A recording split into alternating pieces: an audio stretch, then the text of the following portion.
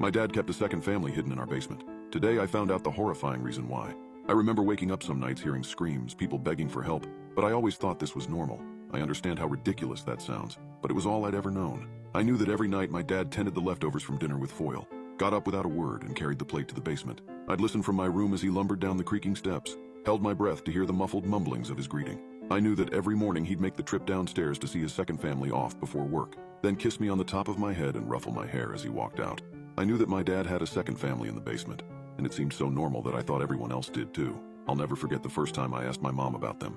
"Mommy, why can't I play with the people in the basement?" The silence felt like it could be heard for miles. "We don't talk about them," she rushed, chasing the hurried statement with a lengthy drag off her cigarette. "You don't need to play with the kids, but the kids need Daddy." She paused again, the haunting image of her at a standstill etching itself into my mind permanently. Finally, she muttered, "Daddy needs them too."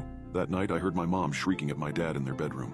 I was surprised that they didn't know that I knew, more shocked, frightened even, to find that they didn't want me to know. Most of all, they didn't want me to tell anyone at school, anyone at all, really. After that night, everything was different. My dad only tended the leftovers after dinner, only brought the food downstairs after I'd gone to bed. He stopped visiting them in the mornings altogether. My mom started acting differently too. I'd always noticed that she was distant from my dad. I'd always noticed how she bristled under his touch, how she stole away to the other side of the room whenever he entered. But it got worse after that.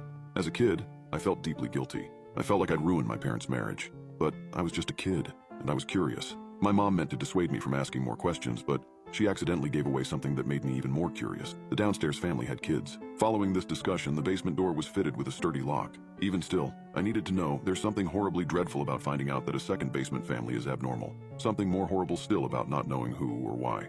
By the time I was 7, I made up my mind to get to the bottom of it. To avoid getting in trouble, I could only investigate when 3 conditions were met. I was home from school, my dad was still at work, and my mom wasn't around to catch me. These circumstances rarely overlapped. But the first time I came home from school to find that my dad's car wasn't in the garage and my mom's endless movement had driven her to the point of exhaustion, I threw off my shoes and crept to the basement door, quiet in my sock feet. And then I knocked. It was a quiet knock for fear of waking my mom from her nap.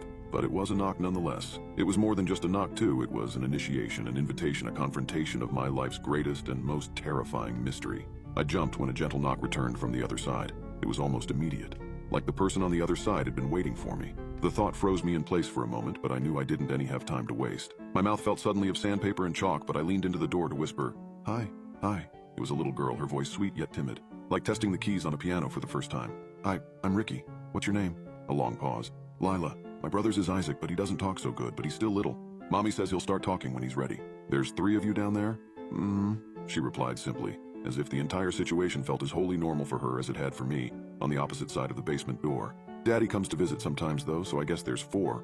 My eyes widened as a flurry of questions began to sprout in my mind, but I heard my mom start to stir in her room. I sped down the hallway and into the playroom.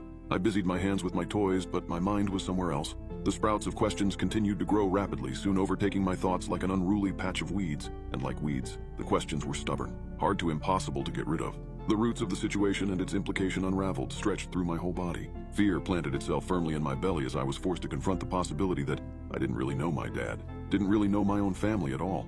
If my dad was Lila's dad too, what did that mean for me? For my family? And why wasn't she allowed to come out of the basement? Over the next couple years, I stole away to the basement door in those rare moments of freedom. I got to know Lila, got to like her and eventually even to love her. She was my best friend, but that all changed. I stopped visiting Lila. No more secret whispered exchanges. No more quick knocks on the door just to let her know that I was there, that anyone at all was there for her. Days and weeks and months and years trickled by with Lila never quite leaving my thoughts, but with her existence instead compartmentalized, confined to the basement of my own mind. At home, it was harder to keep thoughts of her locked away. When my dad brought her dinner hours past my bedtime, I'd lay awake warm in my bed. Sometimes I'd hear her scream. Sometimes I'd hear the tray clatter to the floor, the plate fracturing on impact. Sometimes I'd hear her crying awful, painful sobs while I assembled new Lego sets in the playroom. Sometimes she would call out my name. I'll never forgive myself for this. I hate myself for it, and I deserve to. But I ignored her every time. Worst of all, though, was when she started knocking. I was finishing up my science homework for the day when the first knock came. A quiet knock, but a knock nonetheless. An initiation, an invitation, a confrontation. My blood ran cold as I realized where it was coming from, who it was coming from. I hopped on my bike and didn't come home until dinner was on the table.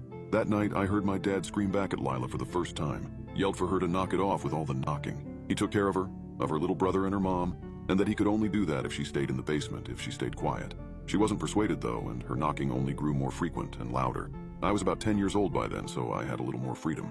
All the freedom in the world compared to Lila. I avoided my house at all costs, only returning in the evenings where I'd be greeted immediately by the knocking. By then, it was less knocking and more ramming the total weight of her body into the door. My mother took to vacuuming the house obsessively just to cover up the noise. She wouldn't even look my dad in the eye anymore.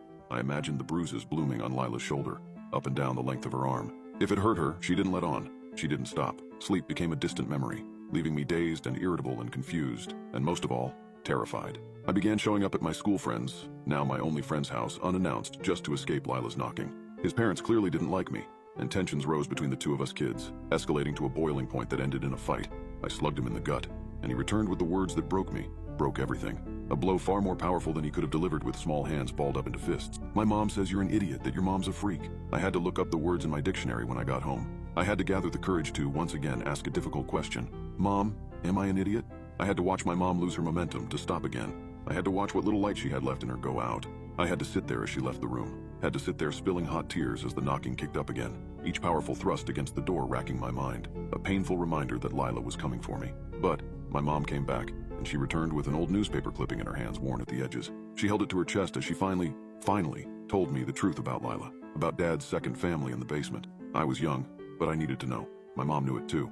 Through choking sobs, she told me about my dad's old family, the one he'd had and made before he met her, the horrible mistake they'd made, the one that gave her the best thing she'd ever had in her life but took away 3 others, about how my dad's old wife was already skating on thin ice, her cries for help that went unanswered, how when she found out about what my mom and my dad were doing, that what little was left beneath her shattered, about how they couldn't have known, but about the guilt she carried regardless. Like a heavy backpack, Mom? Yes, sweetie, but I can never put it down, that Lila was dead, and Isaac too, that their mom had done that to them and then did it to herself too. My dad found them in the basement when he got home from work, that he'd never forgiven himself, and my mom never had either. That when they reappeared back in the basement like nothing had happened, even after their bodies were taken and buried all those years ago, they couldn't think of anything to do but to give them as normal of a life as possible. Yet another difficult question. But why do they have to stay in the basement? I found out later that evening, when my dad came home from work and unlocked the door. Lila came out of the shadows, and I flinched instinctively as I saw her face for the first time.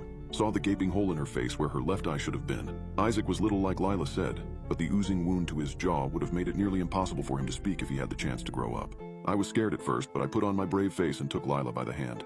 I played with Lila and Isaac for the first time, shared my toys with them, laughed with them. I didn't meet their mom that day, but I would years later. Once she and Lila and Isaac knew what became of them, she struggled to cope. She doesn't come out often, but I treat her with kindness when she does. The woman I know her as now couldn't imagine doing what she did. My dad's second family still stayed inside, but they were no longer confined to the shadows of the basement after that day. They became less of my dad's second family as we all became one larger family that laughed and played and loved together. I don't live in that house anymore. I'm an adult now, with an enormous appreciation for all of the freedom and opportunities available to me that I once took for granted. I know my family is far from normal, even horrible and horrifying in many ways that I helped to perpetuate as a kid, but it's all I've ever known. I love them, all of them. I still visit whenever I can for birthdays and for Christmas and for summer vacations. And whenever I do visit, I take a moment to be grateful for the fact that when I knock on the front door, Lila opens it. My neighbor has been mowing his lawn for 12 hours straight. I just figured out the horrifying reason why. It started at 4:43 a.m. The noise jolted me awake. It sounded like there was a giant truck revving its engine right there in our bedroom. Exhaust fumes wafted in through the open window. It was a bad way to start the day.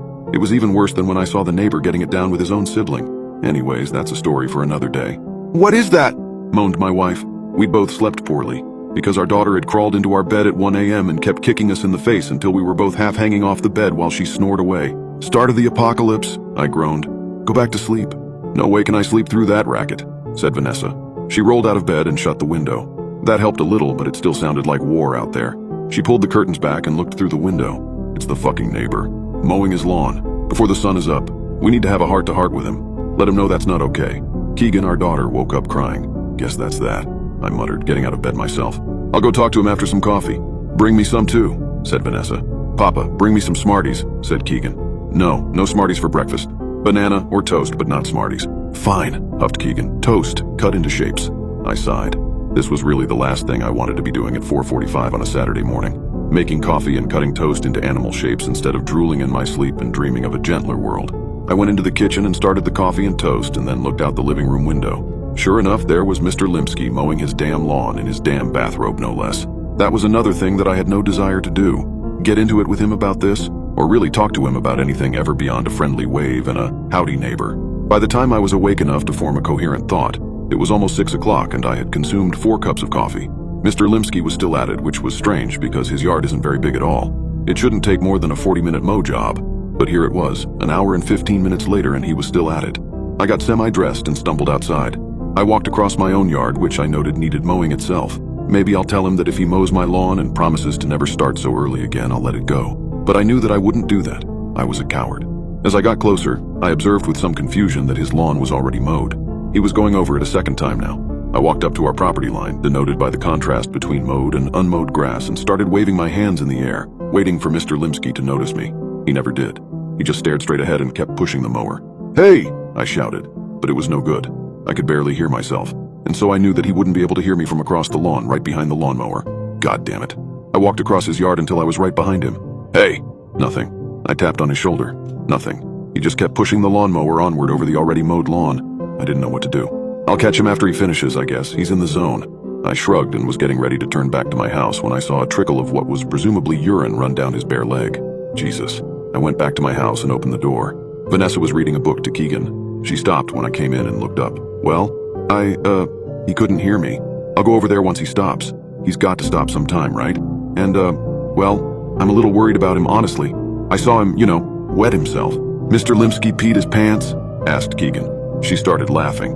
"Well, that sometimes happens, kiddo," I said. "You used to do that. We do that a lot when we're kids, and then we don't do it for a while, and then when we get older, we sometimes do it again." That gave her something to think about anyway. "Huh," said Vanessa. "There's more," I said. "He's already done with the lawn. He's just going over it a second time. Maybe he missed a few spots?" "Nope, it's perfect. Not a blade of grass higher than any other blade of grass?" Said Vanessa. "That is strange. Do you think he's okay? Should we call somebody?" I shrugged. "Who are we going to call? The police? Tell them that our retired neighbor is mowing his lawn twice while peeing himself. What will they say to that?" Asterisk. By 8 o'clock I was done cooking the bacon, and Mr. Limsky was still at it, mowing his lawn for what must have been the 5th time. I tried not to think about it, but it was hard. "After breakfast we should go somewhere," I said. "It's a beautiful day. No sense staying cooped up all day."